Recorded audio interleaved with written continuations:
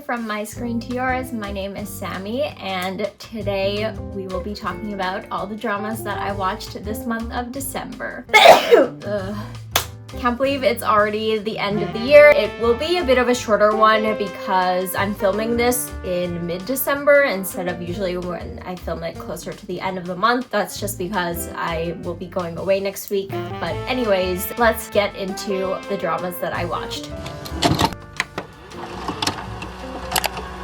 Starting off with the ones that I've completely finished, and there's two of them. The first one will be Dear Ex. This one I talked about in my last recap video of November. You may have seen online that I think everyone was kind of shocked about how this drama ended, because before I actually watched the ending, I didn't look at the spoilers, but I got a sense that the ending wasn't good. I did end up watching the last 4 episodes, I think, together with friends, and that definitely made it, I think, especially more enjoyable because it does kind of go off the rails, and I will be getting into spoilers later. Definitely watching it with friends made it a lot more enjoyable. So if you want to start the show, I would say watch it with your friends, at least the end, because I don't know, it was just fun seeing each other react in real time. About the actual show, again, the best thing I think is Kim Yoo-jung's performance. It's just a standout performance in my opinion because she's always playing like sweet characters and stuff, and seeing her be such a chilling sociopath, but she did it so well. It was top notch. Otherwise, this is based off a webtoon, and I have not read the webtoon or seen anything about it actually, so I have no idea if this follows the webtoon at all or how that ends. I'm not really sure if this is supposed to have another season. I feel like it kind of leaves it open-ended. I don't really know, so that's why I'm not trying to look into the webtoon at all. Without getting into spoilers, I still feel like personally I enjoyed seeing the journey, even though the end is pretty baffling. I don't know, I feel like I still had a good time in general, and I would still recommend watching it. It definitely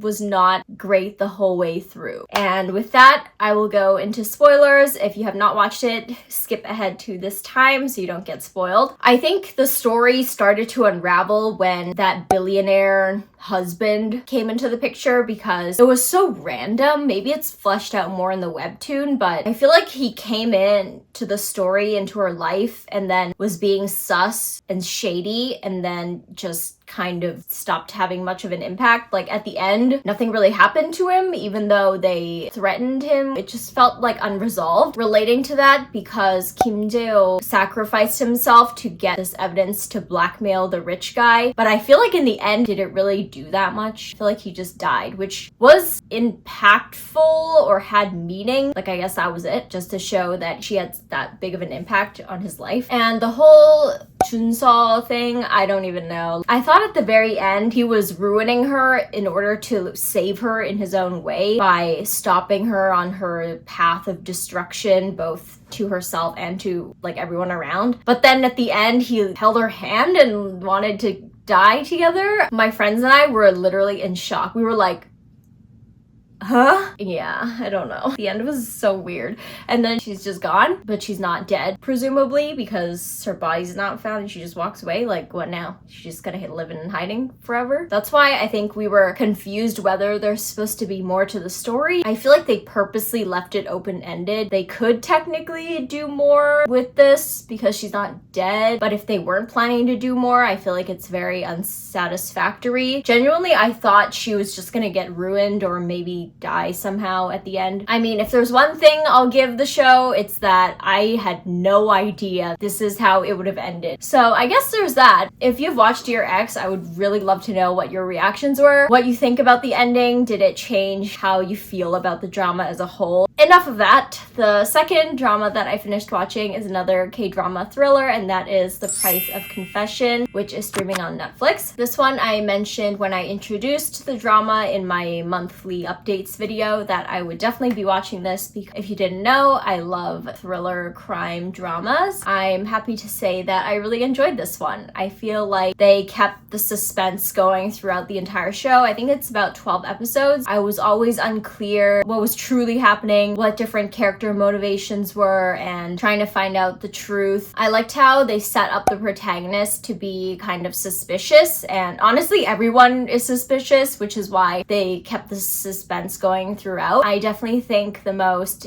interesting character to watch is Kim Go-eun's character, who is labeled like the witch by people in the show. Learning her story was definitely the most interesting in my opinion. I think it's just a perfect 12 episode runtime. It didn't drag or anything. It was just a good suspenseful story the whole way through. I think if you're also a fan of crime thrillers, then you should definitely check this one out. Next, I'll briefly talk about Love on the Turquoise Land. This one I'm still watching. I think I'm halfway through now. I just finished episode 20 recently. This one I talked about before, and I'll only talk about it briefly. I've seen a lot on Reddit, not in detail, but just from glancing Reddit, that I think a lot of people really enjoy the main couple. They do have a good development of their relationship throughout their time together in the show, and it's very, I think, realistic. Like, you can see how these two characters have developed feelings for each other, and it's not all of a sudden. And I don't have a problem with them as a couple, but I do think that this is just my personal opinion, but I'm more interested in the thriller fantasy aspect of the plot, and sometimes their moments, for me, drag a little. I think it's just maybe different taste. I find their moments together to be very slow. Sometimes I just be skimming through their scenes. Like, I don't even have a problem with them together as a couple, but I just find it to be not very interesting. There's actually like a side couple that I find more interesting for some reason. I think because it relates to the suspense plot. I feel like I'm definitely in the minority for this. But speaking of slow moments, I feel like this show is both fast-paced but also slow. Like, I feel like it could be shortened. I feel like more could have happened by now at like the 20 episode mark. I'm thinking about recent progression of events, but it's hard because things are happening, but I feel like they could be happening quicker. Let me know if you kind of see what I mean if you're watching the show. For example, at one point she gets injured and he was taking care of her, and their storyline was on pause besides them developing feelings or whatever, spending time with each other. But I feel like they were doing that for a couple episodes, and I was like, are we still doing this? Granted, other things are happening with other characters while this is going on, but I feel like that didn't have to take that long. Next is one that I dropped. I think I mentioned in my monthly new drama update video that I would definitely be watching this because it's a crime show, and that is the cdrama Shadow Detective. I think I said I would probably watch it all unless it was really boring or something. I watched the first 2 episodes. Honestly, I wasn't really in the mood or like feeling the drama, also because I was influenced by this sense that people thought it was mid. So I think that lowered my expectations before I started. I'll be real, I was like half paying attention during these 2 episodes. It didn't make me want to pay attention, and I didn't want to force myself to watch this show. I dropped it. I don't know, nothing about it was captivating. I can't even tell you what the mystery was, but then again, I also wasn't fully paying attention. Finishing on a high note, the last one I have to talk about is the Vendetta of An, and this one I am currently watching. Saying it last because I didn't mention this at all in my new monthly drama video, and this one is streaming on Netflix. It is a classic historical story about our protagonist who spends years in hiding until an opportunity arises and he gets the chance to show his skills and avenge his family because some mysterious villain decided to